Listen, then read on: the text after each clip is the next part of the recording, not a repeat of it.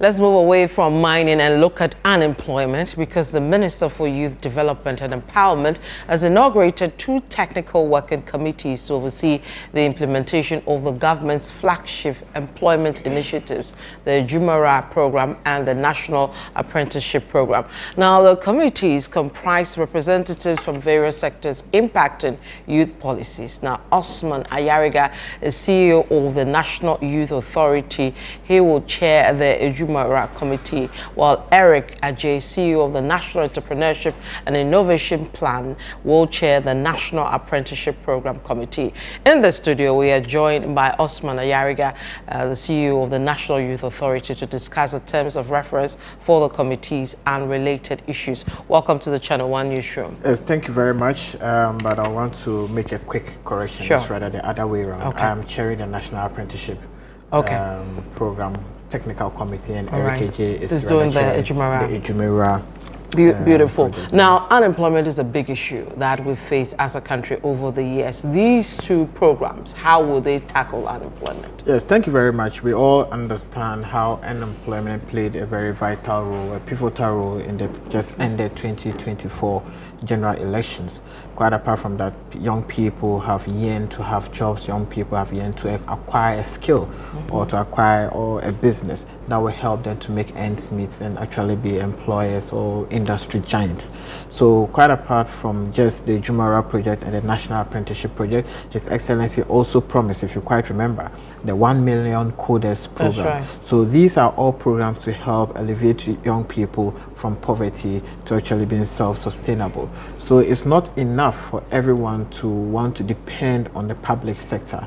So government under His Excellency John Dramani Mahama is looking at how so many young people can take charge or advantage of the private sector. Okay. If you look at the National Apprenticeship Program, this is a program to train as many young people who want to learn one skill or the other that is in demand and also contemporary. So what are some of the areas that they will be trained in apprenticeship? Can you give us some? Yes, when you look at, generally when we talk about apprenticeship, the basic practice that comes to mind is maybe hairdressing, talking about carpentry, talking about masonry, dressmaking, talking about makeup, talking about bakery, talking about catering, etc., etc.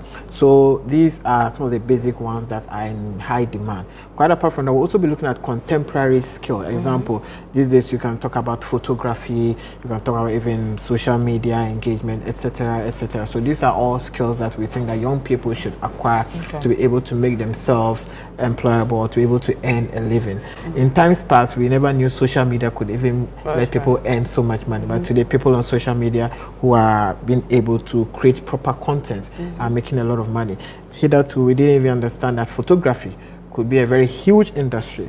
Today, photography is big and it's actually couping a lot of millions for so many young people. So we are not just looking at apprenticeship in terms of just, dressmaking, hairdress, but also going to look at contemporary demand as far as handiworks are concerned. The new ones that we see, but how do people get in? Youth watching you, how do they get into these? Yes, so apart from the National Apprenticeship, there's a Jumera that's also going to look at startups. And those startups is biased towards agriculture and also tech, because we're looking at how we can get so many young people to go into agriculture. If you quite remember the statement the president made, and it became a very funny statement, talking about how young people can take advantage of agriculture, but it is real and that is what we seek to do. How many young people can take advantage of this program? The technical committee has just been set up, and we are to draw the roadmap how most of these projects will be outlined and how young people can take advantage of it. How long for will example, this take? the technical committee, we are supposed to finish our work in 2 weeks. The minister for starting from today. Yes, starting from today. The minister for youth gave us the deadline that we should finish our work in 2 weeks, because for the National Apprenticeship Program, the National Apprenticeship Program will be launched by the president on the 30th of April. So we have a deadline which we must launch the project. As we launch the project, it moves straight into its implementation stage. It is being implemented by the National Youth Authority. So for young people who want to take advantage of the National Apprenticeship Program, you will have the National Youth Authority offices at various districts, at various regions, and also, of course, we're going to make it available online for people who may want to access and also apply to either be trainers or either be trainees. But for now, what we will ask for is anybody who has any proposal or any input, whether you're an artisan or you're a young person who wants to learn some skill, or you're a group of people and as an association, our doors will be open. The office of the National Youth Authority. What is the age bracket? Because in Ghana, you're looking at the youth. 58 is so what age is your definition for youth? Well, we are looking at as many young people that are no, willing we want to work. the age. We're looking at young people who are willing to work. But let me, I young hit people the who are willing streets to work, yes. Speak to some youth in our, on what they think about these two initiatives. Let's hear what they say, and then I'll take one more question from you. Plan, because at the end of the day, the country is looking for more opportunities to put the youth on.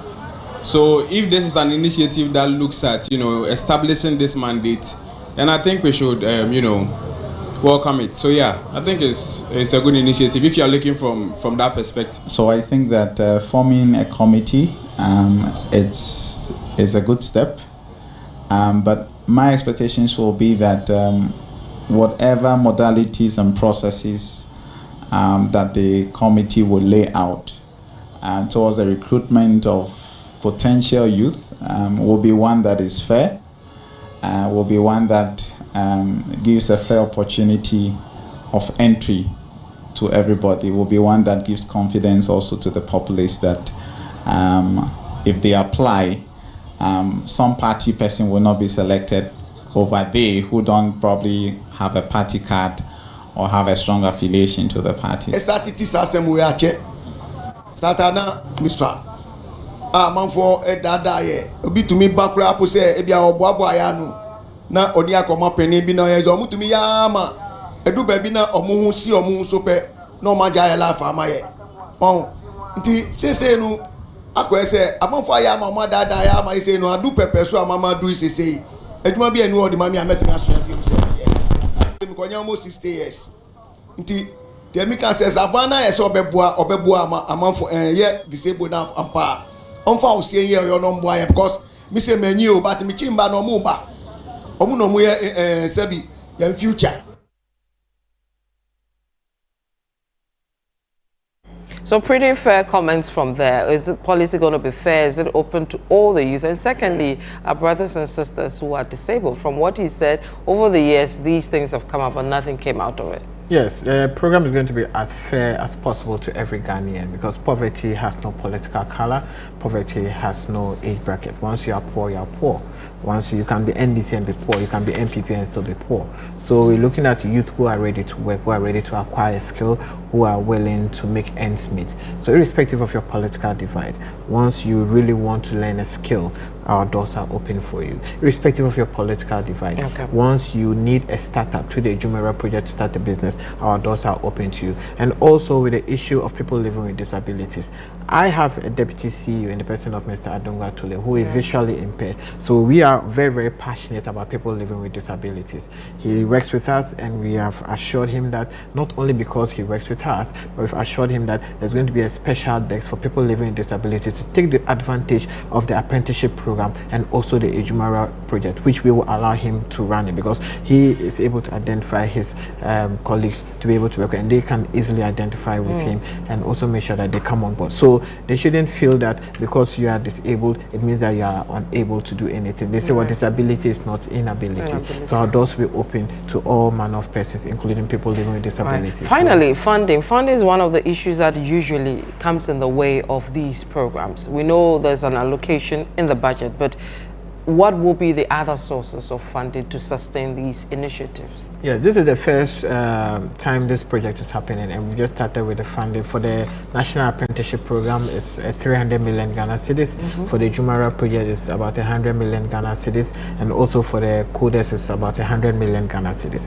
You know, once you start a project, you also look at alternate funding to augment whatever funds you're going to have. So we are looking outside the box, such as donor funding. That's who have their interest and also their vision aligned to training young people to become employed. That is one step. And as the program rolls out and as we implement the program, we'll also explore the possibility of generating our own internal funds. So it's going to be a cocktail of ideas to see how we can continuously sustain it, even when the country finds itself in some difficulties and maybe funding may be become a problem, an issue to fall onto. So we're looking at how we can look at donor funding. We're looking at how we can also look at IGF, that's to internally generate funds through the programs and the models that you do.